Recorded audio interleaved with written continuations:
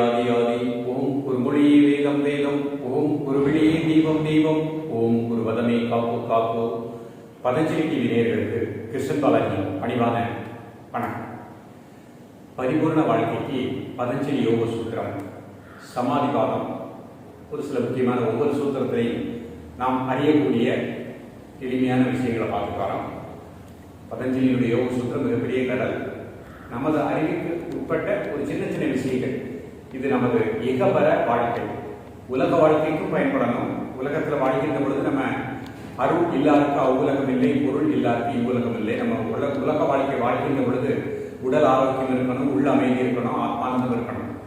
அப்போ அந்த உலக வாழ்க்கைக்கு இது பயன்படும். அதேபோல் முக்தி பேர்னு சொல்லக்கூடிய மீண்டும் பிறவா பெருநிலை அடையக்கூடிய அந்த நிலைக்கும் இது நம்மை இட்டு செல்கின்றது.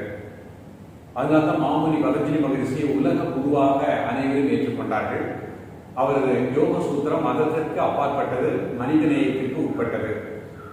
எல்லோரையும் மதமாக அவர் பார்க்கல, மனிதர்களாக பார்த்து அந்த மனிதர்களுக்குள் இருக்கக்கூடிய அந்த உயிர், அந்த உயிரை எப்படி மனிதர்கள் உணரணும், ஒவ்வொருவரும் உயிரை எப்படி மதிக்க கற்றுக்கொள்ள வேண்டும், அந்த உயிர் எங்கிருந்து வந்ததோ அங்கே எப்படி நாம் சென்று நமது யாத்திரையை முடித்துக் கொள்ள வேண்டும்.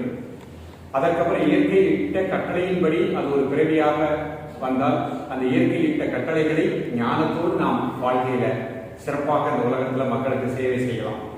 நமது பக்குவம் அடைதல், அதான் பரிபூரண வாழ்க்கை. பூரணம் அப்படின்னாலே முழுமை வாய்ந்தது, பரம்பொருள், அது பரிபூரணமானது. அந்த பரம்பொருளுடைய துளிதான் நாம. அப்ப நாம மீண்டும் எங்கிருந்து வந்தோமோ அங்கே சென்று நாம் யார் என்பதை முழுமையாக உணர்ந்து அந்த அஞ்ஞானத்தில் இருந்து மீண்டு ஞான நிலை அடைவதற்குரிய வழிமுறைகளை தான் அழகாக சொல்லியிருக்கிறார்.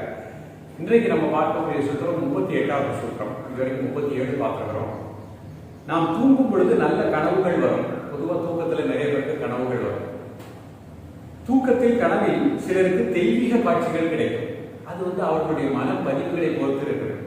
இப்ப நான் எனக்கு நிறைய பணம் வேணும் அப்படியே நான் அதிலேயே பணம் அப்படியே அந்த உணர்வு ஃபுல்லா அதிலேயே இருந்துச்சு அப்படின்னா தூங்கும் பொழுது ஏதோ ஒரு இடத்துல எனக்கு பணமடையா கொண்டாத மாதிரியும் அதை ஃபுல்லா நான் அழிகின்ற மாதிரி தான் எனக்கு காட்சி கிடைக்கும்.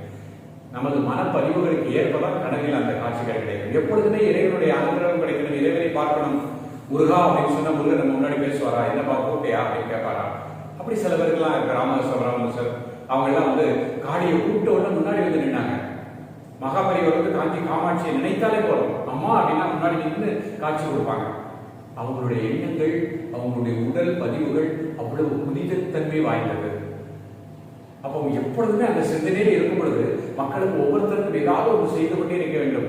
மக்களுடைய பிரச்சனைகளை அவர்கள் உள்வாங்கி அந்த தாயிடம் அதை நிலைநிறுத்தி அவர் அதுக்குரிய அந்த உத்தரவுப்படி செஞ்சுட்டே இருக்கும் பொழுது அவர் இரவு படுக்கும் பொழுது கூட அந்த கனவுல அந்த காமாட்சி நீ இன்னைக்கு இந்த மாதிரி ஒருத்தர் வந்தார்களா, உன்னை பார்த்தார்களா, அவருக்கு இந்த மாதிரி நீ சொல்லு அப்படின்னு ஒரு காட்சி கொடுத்து போயிடுவாங்க. காலையில் எழுந்தவுடன் அதை செயல்படுத்துவார். முழுக்க முழுக்க அவர் மகான்கள் எல்லாம் தனக்காக வாழல, தன்னை நாடி வரக்கூடிய உயிரினங்கள், அந்த உயிருக்குள் இருக்கக்கூடிய உயிருக்காக தனது உடலை அர்ப்பணித்தோடதான் சன்னியாசிகள். இப்ப நம்ம நிலையில அப்படி இல்லை. நம்ம குடும்பத்தில் இருக்கின்றோம், நமக்கு பல வகையான கவலைகள், குழப்பங்கள், இதிலெல்லாம் சேர்த்து நாம இறைவனை நினைத்துக் கொண்டிருக்கின்றோம். அப்படி நாம இறைவனை கொஞ்சம் நினைக்கும் பொழுது இறைவன் ஒரு தெய்வீக காட்சி கிடைக்கலாம் அப்படிங்கிறார். இதனை நீங்க எழுந்தவுடன் விழித்தவுடன் என்ன சொல்றாரு, இதனை நன்கு தியானியுங்கள், கனவில் கண்ட காட்சியை மீண்டும் நினைத்து பாருங்கள்.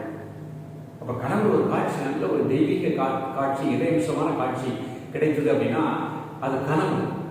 நினைவில் அப்படி நல்லா நினைச்சார், அப்படியே அது என்ன மாதிரி கனவு கண்டார் அப்படின்னு நினைத்து பாருங்க அப்படிங்கிறார். சிலருக்கு கனவு வரவில்லை, எல்லாருக்கும் கனவு வராது. ஆழ்ந்த நித்திரை வரும். நல்லா தூங்கின சார், நிசப்தமா தூங்கினேன். அந்த அமைதியை, அந்த ஆனந்தத்தை நான் அனுபவித்திருக்கின்றேன். முடித்தோடு சொல்ல மாதிரி ஆழ்ந்த நித்திரை செய்தேன். அந்த அமைதி, எந்த எண்ணமும் இல்லை. There is no thoughtless mind. மனோலயமானது, மனம் கரைந்த மௌன நிலை. அந்த தூக்கத்துல ஆழ்ந்த நிதிரையில் எப்படி இருந்தங்கிறத நினைத்து பாருங்க அப்படிங்கிற. தூக்கம் பற்றி சிந்தித்தால், தூக்கத்தை பற்றி நம்ம சிந்திச்சு பார்க்கணும். நிறைய சிந்தனை இருக்குது. தூக்கத்தை பற்றி சிந்திருக்கோம், ஒவ்வொரு உணவை பற்றி சிந்திப்போம். குலோப் ஜாம் சாப்பிட்டா நல்லா இருக்கும், புளியோதரை சாப்பிட்டா நல்லா இருக்கும், இந்த கடையில் இப்படி இருந்துச்சு, இந்த கடையில் உப்பு இருந்துச்சு, இதெல்லாம் சிந்தனை பண்ணுவோம். ஆனால் நமக்குள் இருக்கக்கூடிய தூக்கம்னா என்ன, அந்த தூக்கத்துல அந்த உயிர் எப்படி இருக்கின்றது, எப்படி இயங்குகின்றது, அதை பற்றி சிந்தனை பண்ணிருக்கோமா? அர்த்தம் சொல்றாரு, தூக்கத்தை பற்றி சிந்தியுங்கள். பதஞ்சலி மகரிஷி அன்றாட வாழ்க்கையில மனிதர்கள் செய்கின்ற அந்த கடமைகளை, அந்த செயல்களை வைத்து ஞானத்தை கொடுத்துறாங்க. அவர் எப்பேற்பட்ட ரிஷி, எப்பேற்பட்ட மகரிஷி. அதான் மகரிஷி பதஞ்சலி மகரிஷி, சும்மா சாதாரண ரிஷி கிடையாது. அவர் ஆதிசேஷன், 1000 நிலை கொண்ட ஆதிசேஷன் அவதாரம். புராணங்கள்ல பார்த்தோம் அப்படின்னா அவர் பகவானையே தாங்கக்கூடியவர். ஆனா அவர் எங்கேயுமே நான் மகரிஷின்னு அவர் சொன்னதே இல்லை. அவர் சிம்பிள் அண்ட் ஹம்பிள். அவர் அடியாருக்கு அடியாராக சேவை செய்து கொண்டு ஆனந்தமா இருக்கிறார். அவருடைய powerful man in the world அப்படின்னா ஒரே ஒருத்தர் தான் நான் சொல்லுவேன், மாமுனி பதஞ்சலி மகரிஷி. 1000 நிலை கொண்ட ஆதிசேஷன் அவதாரம், 2000 கண்கள். அவருடைய ஒளிப்பிழப்பு முன்பு நம்மளால ஒன்றுமே கிடையாது. அப்ப நம்முடைய பிரச்சனைகள் எல்லாம் அவர் முன்னாடி போய் நின்று நம்ம கேட்கவே வேண்டாம். கேட்டா ரொம்ப அசிங்கம். ஆனா நம்ம கேட்கிறோம், நானும் கேட்கிறேன், நீங்களும் கேட்கிறேன். உங்களுக்கு 1000 கண்ணுன்னு சொல்லியிருக்காங்க, எனக்கு இந்த மாதிரி பிரச்சனை இருக்குப்பா, இது கொஞ்சம் சால்வேஷன் பண்ணி ஸ்ரீப்பர் அவருடைய உன்னை பாதுகாத்துட்டு இருக்கேன் நான். நீ எதுவுமே கேட்காத, பக்தி சரணாகதி அடைஞ்சிரு. ஓம் குருவழியே ஆதி ஆதி, நீர் தான் உமது வழிதான் ஆதி ஆதி, நீர் தான் யோகத்தினுடைய உண்மையான தந்தை. யோகம் வேறு, போகம் வேறு. யோகம்னா அடங்குதல், உடல் அடங்குதல், மனம் அடங்குதல். போகம்னா ஆடுதல், உடல் ஆடுதல், மனம் ஆடுதல். ஆட்டம் அப்படிங்கிறது யோகம் கிடையாது. அது நன்றாக புரிஞ்சுக்கோங்க. பதஞ்சலி மகரிஷியுடைய யோக சூத்திரத்தின்படி மனம் அடங்குவதே, மனம் ஒடுங்குவதே, உடல் ஒடுங்குவதே, தன்னை அறிவதே, சாந்தமாக அமைதியாக சாந்த சுரூபமாக இந்த உடல் ஆட்டமில்லாமல், மனம் ஆட்டமில்லாமல், எண்ணம் ஆட்டமில்லாமல் தனக்குள் இருக்கக்கூடிய இறைவனை உணர்வதுதான் பரிபூரணமான யோகம். தவறா பேரக்கூடாது. அது போகமாயம். போகத்திலிருந்து உலகத்துக்கு வந்திருக்கோம், நிறைவேற்ற வந்திருக்கோம், திருப்பி போகிறதுக்கு போகக்கூடாது. யோகத்தில் இருக்கணும், நிலைத்து இருக்கணும், உடல் ஆடாமல் இருக்கணும். ஆடுவது யோகம் அல்ல, பாடுவது யோகம் அல்ல, மனம் அடங்குவதே யோகம். அவருடைய சன்னிதானத்திலிருந்து சொல்றேன், அவர் சொல்றதான் சொல்றேன், அவர் சூத்திரத்தை சொல்லதான் சொல்றேன். ஆட்டம் அப்படிங்கிறதே வேண்டாம். நாட்டம் எல்லாம் நடுமூக்கில் இருந்தால் ஆட்டம் வராது. நடுமூக்கினது 2 மூக்கு ஜாயின் பண்ண ஆக்கிய சக்கரத்துல கண்ணை மூடி ஆனந்தமா அமைதியா அதுல இருக்கக்கூடிய எல்லா எண்ணங்களையும் அடக்கி ஒடுக்கி அமைதியாக இரு, சாந்தமாக இரு, மௌனமாக இரு. மௌனமே உயர்ந்த நிலை. அவருடைய யோக சூத்திரத்தில் இருக்கக்கூடிய அற்புதமான விஷயங்களை சரியாக புரிந்து சரியான பாதையில் நாம் செல்ல வேண்டும். எதுக்கு ஆசனத்தை கொடுத்திருக்கிறாரு? ஆசனம் அப்படின்னா நிலையான இருக்கை. உடல் ஆட சொல்லல, நிலையா இருக்கணும். ஆடாம இருக்கா, அசையாம இருக்கா, மனம் ஆடாம வேண்டாம், உடல் ஆட வேண்டாம். ஆரோக்கியமா இருக்கணும்னா உடலை ஒரு நிலையில் வளைத்து அந்த நிலையில் ஆடாமல் இரு, அந்த நிலையில் அசையாமல் இரு. அப்பொழுது உடலுக்கு இருக்கக்கூடிய உயிர் சக்தி அந்த குறிப்பிட்ட இடத்திற்கு சென்று ஒவ்வொரு உறுப்பிற்கும் அருமையான பிராண ஆற்றலை கொடுக்கின்றது. இதயம் நன்றாக இருக்கணும்னா பாம்பு படப்படுப்பது போல் புஜங்காசனம் செய்து அப்படி ஆடாம இரு. ஆடாமல் இருந்தால் தான் உனக்கு ஆனந்தம் கிடைக்கும், அமைதி கிடைக்கும், ஆரோக்கியம் கிடைக்கும். ஆடிக்கொண்டு செய்வது யோகாசனம் அல்ல, ஆடாமல் மனமடங்குவதே யோகம். ஆசனம் அப்படின்னா நிலையான இருக்கை. யாருக்கு நிலையான இருக்கை இருக்கின்றதோ அவர்களுக்கு தான் பரம்பொருளை உணரக்கூடிய ஆற்றல் கிடைக்கும். உடல் ஆடாமல் அசையாமல் ஒரு இடத்தில் 3 மணி நேரம் இருந்தால்தான் ஆசனத்தில் சித்தி. ஆசனத்தில் சித்தி பெறாம நம்ம எதையுமே அடைய முடியாது. யோகம் அப்படின்னாலே இணைந்தல். இறைவன் எங்க இருக்கிறார்? உடலுக்குள்ளே இருக்கிறார். இந்த உடலுக்குள் ஒளிமயமாக இருக்கிறார். எள் அகத்து எண்ணெய் இருந்ததனை ஒக்குமே உள் அகத்து ஈசன் ஒளி. எள் திடப்பொருள், எண்ணெய் திரவ பொருள். எள்ளுக்குள் எண்ணெய் ஒளிந்திருப்பது போல் உடலுக்குள் ஈசன் ஒளிந்திருக்கின்றார். உடம்பினை பெற்ற பயன் ஆவதெல்லாம் உடம்பினுள் உள்ள உத்தமனை காண். இந்த உடலை பெற்ற பயன் உடம்புக்குள் இருக்கக்கூடிய உத்தமனை காணணும். உத்தமனை காணணும் அப்படின்னா ஆடாமல் அசையாமல் ஓரிடத்தில் 3 மணி நேரம் இருக்கக்கூடிய ஆசன சித்தியை பெற்றால்தான் அந்த முக்தி பேர் அடைய முடியும். பதஞ்சலியுடைய அஷ்டாங்க யோகம் கடினமானது. உண்மை என்றைக்கும் கசக்கும். அதை ஏற்றுக்கொள்ளக்கூடிய மனோபோக்கம் அனைவருக்கும் வராது. இது நடக்கக்கூடிய யுகம் கலியுகம். கலியுகத்தில் உண்மையை தேடி மக்கள் வருவது கடினம். மாயையை தேடி மக்கள் அழகாக சென்று ஓடுவார்கள், மாயையை போற்றுவார்கள். இப்படித்தான் இருக்க வேண்டும். உடல் ஆடக்கூடாது, உடல் அசையக்கூடாது, மனதை உள்முகமாக திருப்பிப்பார். உனக்குள் இருக்கக்கூடிய உத்தமனை கண்டு ஓரிடத்தில் அமைதியாக சாதனை செய். இன்றைக்கு 10 நிமிடம், நாளைக்கு 20 நிமிடம், ஒரு வருடத்திலே 3 மணி நேரம் உடல் ஆடாமல் அசையாமல் இருந்தால் ஆசன சித்தி, இறைவனை காணலாம். யாரும் வர மாட்டாங்க. போயா நீயாச்சும் ஆசனமாச்சு, எங்களால் ஆடாமல் இருக்க முடியாது, இந்த உடல் அசையாமல் இருக்க முடியாது, மனம் ஆடாமல் இருக்க முடியாது. மனதில் இருக்கிற எண்ணங்களை ஏற்ப நாங்கள் வாழ்ந்து கொண்டே இருப்போம். அப்படிப்பட்ட நிலையை தான் நாங்கள் எங்களுக்கு வேண்டும். அது போகம், இது யோகம். யோகம் செய்துதான் முக்தி. யோகம் செய்தால் தன்னை உணரலாம், யோகம் செய்தால் உயிரினுடைய உண்மை நிலையை உணரலாம். பொறுமையாக தனிமையாக அமர்ந்து சொன்னதை சிந்தித்து பாருங்கள். பதஞ்சலி யோக சூத்திரத்தை சாஸ்திரத்தை எடுத்து அப்படியே கொஞ்சம் கொஞ்சமா படித்து பாருங்கள். நான் சொன்ன அனைத்துமே அதற்குள் இருக்கும். பெரிய பெரிய ஞானிகளும் மகான்களும் எழுதிய சூத்திர வாக்கு, அவர்கள் அனுபவித்த உண்மையாதான். ஆகினால் சரியான யோகம் அப்படின்னா என்னங்கிற ஒவ்வொருவரும் இதன் மூலமாக புரிந்து அந்த யோக வாழ்க்கைக்கு, அஷ்டாங்க யோக வாழ்க்கைக்கு வாழுங்கள், ஆனந்தமாக வாழலாம். இப்ப அதான் என்ன சொல்றாரு, நனவில் உயிர். நனவு அப்படின்னா இப்ப நம்ம நினைவோடு இருக்கிறாங்க. நனவில் உயிர் நமது தூல உடம்பில் செயல்படும், எனவே உடலுக்கு களைப்பு ஏற்படும். ரொம்ப அருமையான சூத்திரம், எவ்வளவு அழகான விஷயங்கள் சொல்றாங்க. இப்ப காலையில முடிச்சுட்டேன், தூங்கி முடிச்சுட்டேன், முடிச்ச உடனே தான் எனக்கு கை கால்கள உடம்பு தெரியுது, எனக்கு கழுத்து வலிக்குங்கிறேன், முதுகு வலிக்குங்கிறேன், முட்டு வலிக்குங்கிறேன். தூக்கத்தில் ஒண்ணுமே இல்லை. நன்றாக யோசிச்சு பாருங்க. தூங்கும் பொழுது எனக்கு எதுவுமே தெரியல, தூங்கும் பொழுது எனக்கு உயிர் எங்க இருந்துச்சு. முடித்த உடனே எனக்கு உயிராற்றல் இந்த ஸ்தூல சரீரத்துக்கு வந்துருச்சு. அப்ப எனக்குள் இருக்கக்கூடிய உயிராற்றல் ஸ்தூல சரீரத்தில் வந்தனால நான் ஓடி ஆடி உழைத்துக் கொண்டிருக்கின்றேன். ஆகினால உடல் சோதனை ஏற்படுகின்றது. அப்போ நினைவோடு இருக்கும் பொழுது உயிர் நமது ஸ்தூல உடம்பில் செயல்படும், எனவே உடலுக்கு களைப்பு ஏற்படும். இன்னைக்கு ரொம்ப ஹார்ட் ஒர்க் பண்ண உடல் களைப்பா இருக்கும். எனது உயிராற்றல் எல்லாம் இந்த ஸ்தூல சரீரத்தில் இருந்தது. அடுத்து பாத்தீங்கன்னா கனவில் உயிர் சூக்கும உடலில் செயல்படும். கனவு காண்கின்ற பொழுது இந்த உடல் வெறும் தக்கையாட்டு கிடக்குது, கை கால்கள் அசைவில்லை, தூங்கிட்டேன். கனவு வரும் பொழுது உடலில் உயிர் சூக்கும உடல், நமக்குள்ள ஒரு சூக்கும சரீரம் இருக்குது, பிராண சரீரம், அதுக்குள்ள இருந்தா செயல்படும்.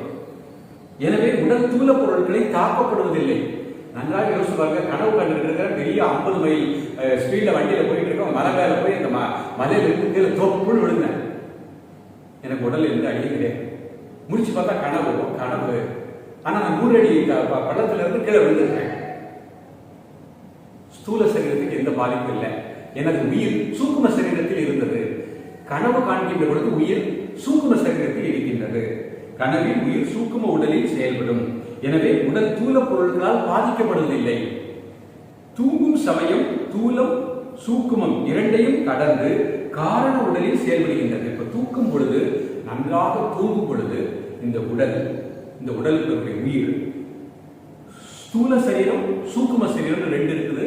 அதை தாண்டி காரண உடலில் செயல்படுகின்றது. அதான் ஆத்ம உடலில் செயல்படுகின்றது. உயிராகவே இருக்கின்றது தூங்கும் பொழுது. எனவே தான் தூங்கி எழுந்தவுடன் புது தம்பு கிடைக்கின்றது. காரண உடல் அப்படிங்கிறது இன்ப தேகம். தூங்கி முடிச்சோட எனக்கு தெம்பா இருக்கிறேன், ரொம்ப சந்தோஷமா இருக்கிறேன், நல்லா தூங்கினேன், அழகா இருக்கிறேன் அப்படிங்கிறதுல மீண்டும் மீண்டும் தூக்கத்திற்கு ஏன் செய்கின்றோம் அப்படின்னா, மனிதன் முக்தியை தேடிதான் அடைகின்றான். முக்தி அப்படிங்கிறது தனக்குள் இருக்கக்கூடிய உணர்வு, தனக்குள் இருக்கக்கூடிய ஆத்மஸ்வரூபத்தில் லயித்து ஆனந்தமாக இருப்பதுதான் முக்தி. அங்க ஆட்டம் கிடையாது, பாட்டு கிடையாது. அப்ப நன்றாக யோசிச்சு பாருங்க, முக்தி அப்படின்னா என்ன? ஒரு உயிர், அந்த நமக்குள் இருக்கக்கூடிய இந்த உயிர், நமக்குள் இருக்கக்கூடிய இந்த ஆத்மா, அந்த மனம் கரைந்து அதோடு லயமாகி ஆனந்தமாக நான் நானாக இருக்கின்றேன். அப்ப எல்லோரும் தூக்கத்துக்கு ஆசைப்படுறோம். தூக்கம் வரல சார், எவ்வளவு போன் வருது, தூக்கமே வரல அப்படின்னு என்ன அர்த்தம்? எனது மனம் கரையவில்லை, எனது எண்ணம் முழுங்கவில்லை, எனது மனம் கரைந்து எனக்குள் இருக்கக்கூடிய ஆனந்த சரீரம், இன்ப சரீரத்தோடு ஒன்றவில்லை. அதுக்கு தான் எல்லோரும் ஆசைப்படுறாங்க. அறிந்தோ அறியாமலோ, தெரிந்தோ தெரியாமலோ முக்திக்கு தான் ஆசைப்படுறான். ஆத்திக்கணும்.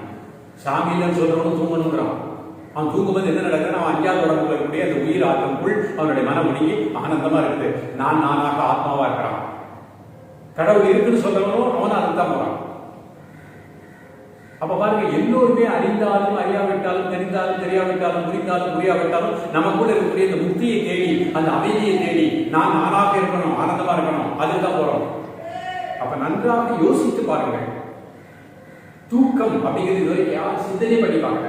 தூக்கம்னா என்ன? அந்த தூக்கத்துல நம்மளுக்கு என்ன நடக்குது? டெம்பரரியா நம்மளுடைய மூளை செல்களுக்கு என்ன ஓட்டங்கள் தடுக்கப்பட்டிருக்கின்றன. தூங்கும் பொழுது உடலே இருக்க எல்லாமே இருக்குது. ஆனால் தூங்குகின்ற பொழுது அந்த உணர்வு இன்ப தேகத்துல போய் அமைதியா இருக்குது. அப்பதான் ஆனா அந்த இடத்துல நான் அந்த உணர்வோட தியானம் செய்யும் பொழுது நான் இன்ப தேகத்துல உணர்வோடு இருக்கிறேன். கண்ணை மூடுறேன், கை சிமுத்திரை வச்சுட்டு ஒரு குருவிட்ட முறைப்படி தியானம் கற்றுக்கிட்டேன். அப்படியே அவர் சொல்லிட்டு அந்த நிலையில இருந்து தியானம் செய்ய செய்ய செய்ய செய்ய முதல்ல அன்னமய கோஷம், அதை தாண்டி பிராணமய கோஷம், அதை தாண்டி மனோமய கோஷம், அதையும் தாண்டி விஞ்ஞானமய கோஷம், அதை தாண்டி இன்ப தேகம் ஆனந்தமய கோஷத்துல எனது உணர்வு ஒன்றி மனமற்ற மௌன நிலையில் இருக்கின்ற பொழுது நான் நானாக இருக்கின்றேன், அந்த ஆனந்தத்தை அனுபவிக்கின்றேன். அதை வெளியில சொல்ல முடியாது. என்ன பண்ணேன்? தியானம் பண்ணேன். எப்படி இருந்துச்சு? நீ பண்ணி பார்த்து தெரியும். அது இந்த குலோப் ஜாமா சாப்பிட்டு பார்த்து நல்லா ஸ்வீட்டா இருக்கும், அந்த கடையில் வாங்கி சாப்பிடுறது. ஆன்மீகம் அப்படிங்கிறது அவ்வளவு எளிதல்ல. ஒரு குரு வேண்டும். அந்த குருவை கெட்டியா பிடிச்சிருக்கணும். அந்த குருவை போய் கிரிட்டிசைஸ் பண்ணக்கூடாது. அவர் நல்லவர் கெட்டவர், அவர் காபி சாப்பிட்டார், பரோட்டா சாப்பிட்டார், என்ன சாப்பிட்டா உனக்கு என்ன? நீ குருன்னு எடுத்துட்டனா அந்த குருவை மட்டும்தான் அவர் இறைவன், அவர் பரம்பொருள், அவரே சுவாமி, அவரே தெய்வம். அந்த நிலை இருந்தால் மட்டுமே அந்த குருவுக்கு மேல நிச்சய சீரன் ஆயிடும். குருவை என்னைக்கு கிரிட்டிசைஸ் பண்ண ஆரம்பிக்கையோ அன்றைக்கு வந்து உடம்புல அமிலங்கள் எல்லாம் நெகட்டிவா மாற ஆரம்பிச்சிடும். எல்லா வகையான பிரச்சனையும் வந்துடும். அப்ப குரு இல்லாம நம்ம வந்து வித்தையை கரெக்டா தேட முடியாது. அப்ப இந்த குரு பக்தியும் தாய் தந்தை அன்னையும் பிதாவும் முன்னறிந்தவங்க. தாயை நன்றாக பிடிச்சுக்கணும், தந்தையை நன்றாக வணங்கணும். அவர்கள் காட்டிய குருவை தெய்வமாக கெட்டியாக பிடித்துக் கொள்ள வேண்டும். யார் என்ன சொன்னாலும் அவரே குரு, அவரே குரு என்ற அந்த பிடிப்பு, அந்த அர்ப்பணிப்பு அப்படியே இருந்து அவர் சொல்லக்கூடிய அந்த சாதனைகளை செஞ்சீங்கன்னா இன்றைக்கு நம்ம பார்த்த இந்த சூத்திரத்தில் இருக்கக்கூடிய அனைத்து விஷயங்களும் முழுமையாக புரியும். யோகம் அப்படிங்கிறது ஓரிடத்தில் அமர்ந்து தன்னை உணரக்கூடிய அற்புதமான கலை. முக்தி என்பது நிலை சேர்ந்த அனுபவம். அந்த தனக்குள்ளே தான் முக்தி இருக்குது. முக்தி வெளியே எங்கேயும் இல்லை. இந்த மனம் கரைந்து மனம் ஒடுங்கி நான் நானாக இருக்கக்கூடிய அற்புதமான நிலையை தான் அஷ்டாங்க யோகம். அதுக்கு தான் அந்த உடல் இடம் கொடுக்கணும் அப்படின்னு ஒரு அழகா நியமம் ஆசனம் வச்சிருக்கிறாரு. ஒழுக்க நெறியோடு வாழ்ந்து ஆசனங்களை சிறப்பாக செய்து உடலை திடமாக வைத்து ஓரிடத்தில் உடலை ஆடாமல் அசையாமல் நிலையாக வைத்து மூச்சையும் நிலையாக வைத்து அதன் மூலமாக இறைவனை கண்டு ஆனந்தம் அடைய வேண்டும். எவ்வளவு ஒரு மகனாக இருந்தாலும் அஷ்டாங்க யோகத்தை கடைபிடித்தான் மகனாயிருப்பாங்க. அவங்க ஏதோ ஒரு ஜென்மத்தில் அதை கடைபிடிச்சிருப்பாங்க. அடுத்த ஜென்மம் அவர் வந்து இறைவனாக அனுப்பிச்சிருப்பாங்க. அதனால அவர் அந்த ஜென்மத்தில் யோகாசனம் பண்ணல அப்படின்னு நினைக்க வேண்டாம். அவர் யாருக்கும் இதெல்லாம் முடித்து விட்டார். முடித்து விட்டு இறை இயற்கையுடைய கட்டளைப்படி வந்திருக்கலாம் பெரிய மகான்கள். ஆகையால ஒவ்வொருவரும் இன்றைய காலகட்டத்தில் இப்ப இருக்கக்கூடிய காலகட்டத்தில் நம்ம உடலை நல்லா வச்சுக்கணும், மனசை நல்லா வச்சுக்கணும், தன்னை உணரணும். ஆகையால் இந்த சூத்திரத்தின் மூலமாக அந்த தூக்கத்தை பற்றி சிந்தித்து பாருங்கள். தூக்கத்தில் ஏற்பட்ட கனவை சிந்தித்து பாருங்கள். தூக்கத்தில் எதனால் நமக்கு ஒரு ஆனந்தம் கிடைக்கின்றது? நாம் தூக்கத்தில் நமது இன்ப தேகத்திலே ஒடுங்கி அமைதியாக இருக்கின்றோம், ஆனால் உணர்வில்லை. அப்ப தியானம் செய்யும் பொழுது அந்த தூக்கமும் தியானமும் என்ன வித்தியாசம்? உணர்வில்லை. உணர்வோடு இன்ப தேகத்தில் இருக்கின்றேன், என்னை நான் முழுமையாக உணர்கின்றேன். எவ்வளவு அழகா ஒவ்வொரு சூத்திரத்துல எவ்வளவு சூக்குமங்களை நமக்கு கொடுத்திருக்கிறாங்க. இதை பற்றி சிந்தனை செய்யுங்கள்.